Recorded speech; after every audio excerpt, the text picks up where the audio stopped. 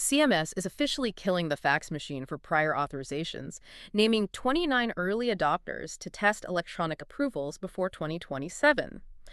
Welcome to Expert Billing Talk. Today, we are breaking down exactly what this API-driven transition means for your daily workflows and revenue cycle. Yeah, it is about time, honestly, because we really have to look at the brutal reality driving this change. I mean, the current system is just, bleeding practices dry. Oh, absolutely. Right. So when you pull the recent AMA survey data, you see physicians are averaging like 41 prior authorization requests every single week. And at roughly 13 minutes to process each one, you're looking at nearly 9 hours a week lost completely to manual administrative tasks. Wait, 9 hours? Yeah, almost a full workday. That is staggering when you actually do the math. It's like hiring a highly skilled professional only to have them burn a full workday every single week just waiting on hold and logging into messy, outdated portals. Exactly. It is a massive drain on resources. Great. But CMS is finally forcing a technological shift here.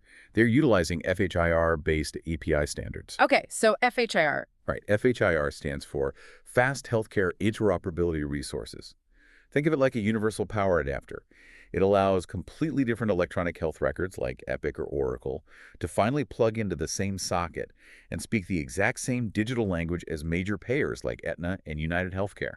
Right, so instead of a human manually reading a chart and actually faxing it over, what is the actual mechanism here? Does the EHR just ping the payer system, match the diagnosis codes against their medical guidelines in milliseconds, and kick back a real-time approval? Yeah, that is the magic of the API right there. Because older systems required custom-built, expensive connections for every single insurance company. But FHIR standardizes the data. So the EHR packages the clinical notes and proposed treatments, shoots it through the API, and the payer's algorithm instantly cross-references it against their necessity guidelines. Wow, so it just happens in the background. Instantly. Right now, 29 early adopters are building these automated real-time approvals directly within daily clinical systems. We are talking instant notifications right inside the EHR, no fax machines, and no holding on the phone. Okay, I have to play devil's advocate here, though. I mean, it's easy for massive systems like Rush University or Cleveland Clinic to test this, right? They have giant IT budgets and entire departments dedicated to software rollouts. Shouldn't smaller practices just sit back and wait until 2027 to see how it shakes out? Well, no, waiting is actually a massive mistake. Yeah. You can't just flip a switch in 2027 and expect your data to flow perfectly. Early preparation creates a serious competitive advantage. Because of the denial rate. Exactly. Getting these APIs running immediately starts lowering denial rates caused by missing or delayed authorizations, which vastly improves your cash flow. If you wait for the mandate, you will be scrambling to learn new software while your competitors are already capitalizing on the efficiency and collecting faster. Yeah, that is the critical difference between controlling your revenue cycle and letting the revenue cycle control you. Because surviving these regulatory shifts requires serious strategy, human medical billing helps U.S. practices fix billing problems, improve collections, and take control of their revenue. Right, and knowing that urgency completely changes your timeline today. Your practice must take action right now rather than waiting.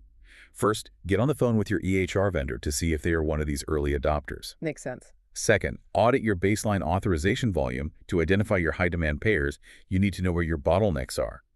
And third, start training your staff on what these automated workflows will actually look like so the transition isn't a shock to the system. Definitely. And don't forget the payer side of the equation. You need to engage directly with your payer representatives to check if you can get into one of these early access pilot programs.